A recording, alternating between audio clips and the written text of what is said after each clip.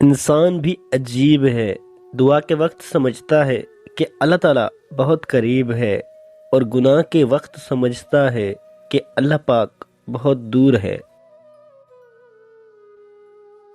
زندگی میں ایک ایسے انسان کا ہونا بہت ضروری ہے جس کو دل کا حال بتانے کے لیے لفظوں کی ضرورت نہ ہو۔